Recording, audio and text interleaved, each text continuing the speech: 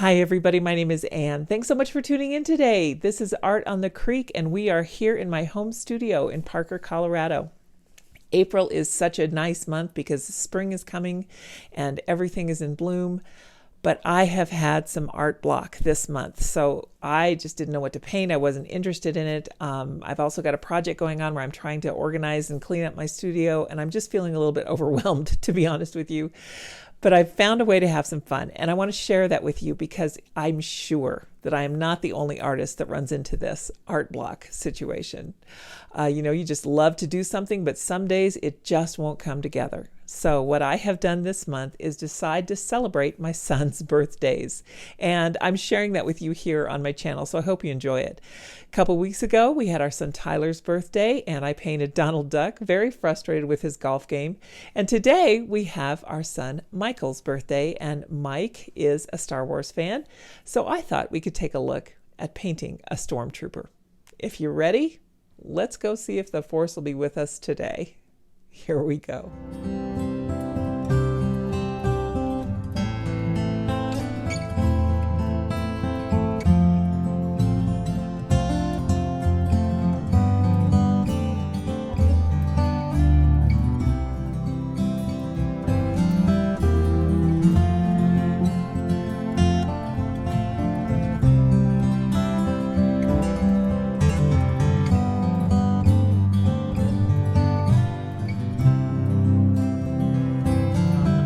You're looking for. These aren't the droids we're looking for.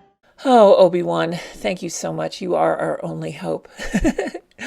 I think that this particular photo that I'm going to use for the inspiration of what I'm painting today, I think this one is probably taken at Disney World. I got this one off of Unsplash, and I can put a link to it in the description because it's a really great reference photo for painting a stormtrooper, even if you want to do a full body image.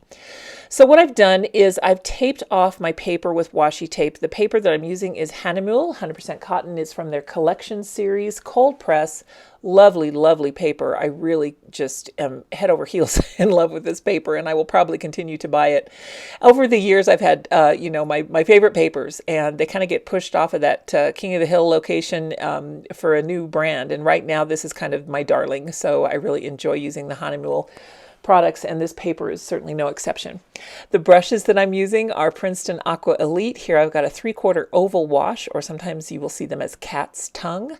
They're really fun to use because you can hold an awful lot of pigment in there and also use a pretty fine point with them. So I thought for the shapes and curvature of this the Stormtrooper helmet, I thought that it would really be the perfect brush to get down my initial layers, and it really was. I was very pleased with that choice. When I am painting this first layer, I'm kind of thinking of sculpting, of carving out the dimensions of the face, and of course this isn't really a human face at all, it's a helmet, but it definitely has curves and it has shadows. And because it's white, we want to change the temperature of those shadows. So the paints that I'm using are Jackson's, from Jackson's Art. And I've got ultramarine. And to mix the gray, I started out using burnt sienna with that ultramarine, but then I switched to a burnt umber because it just, the burnt sienna wasn't kind of getting it as dark as I wanted. So I was pretty pleased with the final mixture that I got. And now I've gone in and dried the entire thing, and I'm going to go ahead and go in with a really thin layer of ultramarine and kind of make this his right, our left side of the Stormtrooper helmet, make these shadows a little more intense on that side, a little cooler, because I want the light to be coming predominantly from the top of our photo. So I'm just kind of using my imagination as to where those shadows would fall based on the shape of this helmet. If you are ever at a loss to figure something like that out, you can shine a light on your own face and take a selfie and see where these shadows end up. So hopefully I did some justice here with these shadows, and yeah, you'll have to let me know what are some of the tricks that you use if you don't really have a light source, but you kind of want it to be lit differently. I like to use props around the studio, or look at some other pictures and see how shadows fall. So in this case, I did look at some other pictures of some stormtroopers. I watched a little bit of footage. It was kind of fun. I really had a good time, and that's the one thing that I wanted to talk about here just a little bit too, is what is it like when you get artist block, when you really just don't want to paint anything at all and nothing sounds interesting. Well, for me, I need to move the departure to something that I just really enjoy. And in this case, it's Star Wars. And my son's birthdays, for Tyler's birthday earlier in the month, like I was mentioning in the intro, I painted Donald Duck, being really frustrated with his golf game. And now for Mike's birthday, Mike is our oldest son. He is a senior chief petty officer in the Navy, and I am so proud of him. Well, Phil and I both are very, very proud of all of our kids. But Mike, there's a special place in your heart for your firstborn. Your firstborn child is the one that got to be raised by you when you had no idea how to be a parent. So, Mike, I'm sorry. I hope that everything worked out to your liking, and I'm pretty sure it did. This is for you, honey. I'm super, super proud of everything you've done. You've got a beautiful family. You've accomplished so much in your life. And your dad and I couldn't be happier or more proud of our son than we are of you. Going from, oh my gosh, Ninja Turtles, dinosaurs were first actually, dinosaurs to Ninja Turtles to Star Wars to painting Lord of the Rings characters to being on the debate team and swimming and having your first job and all of the trucks that you purchased, and now you're protecting our country. The arc of your life has been fascinating and rewarding, and I wouldn't change a thing. Love you, Mike. Happy birthday. And this is for you. I hope that there's a nice place in your home that you would like to hang this, maybe in your office. And just enjoy it, honey. Let's talk again a little bit more about the painting techniques that I'm using here. I'm putting the pigment down. Now, this is the layer that is wet on dry. I'm putting the pigment down in varying strengths and then coming in with water and just providing a path for that pigment to travel. That will give you a lot of gradients and soft lines, and it really just helps to create some soft, diffused light. I'm trying to keep the brush strokes on these shadows here on the left-hand side as vertical as possible. And then I'm going to be real aware of the curvature on the helmet so that I can create that concave curve on the shadow so that it falls in the right manner. And then I noticed here at this point that there's a little a line right here that I kind of left out.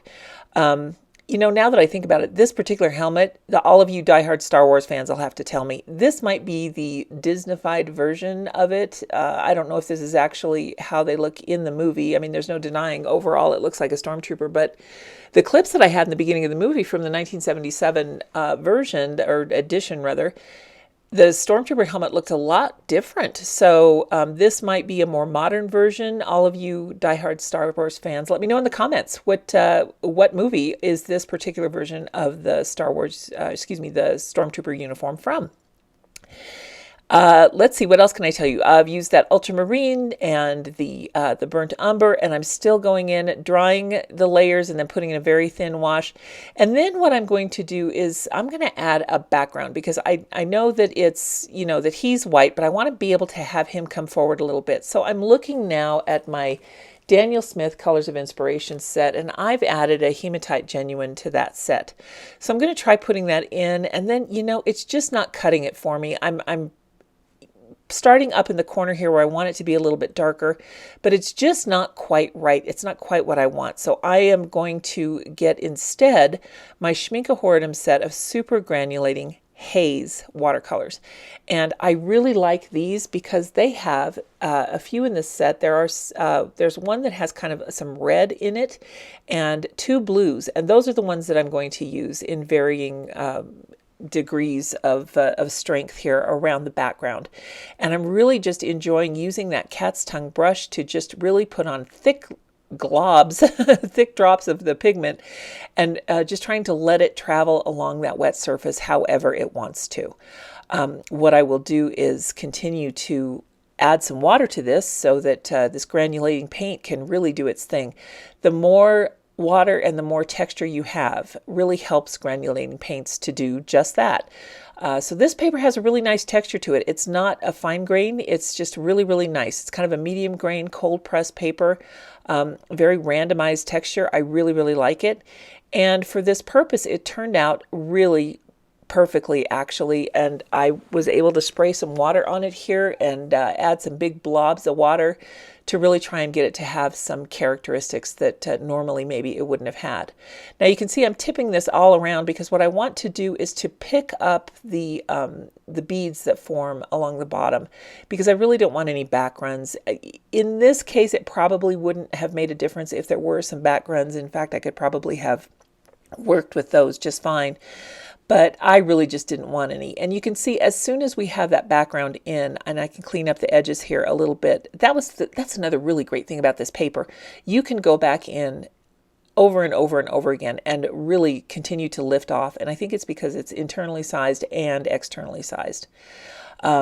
So yeah, really had fun doing this one, you guys. And if you get a chance to have a Star Wars binge watching weekend, I hope you do it. Mike, maybe that's what you're going to do for your birthday this year. We'll talk to you soon, honey. I love you. Happy birthday. And everyone have a wonderfully creative week. We'll see you next time. Bye now.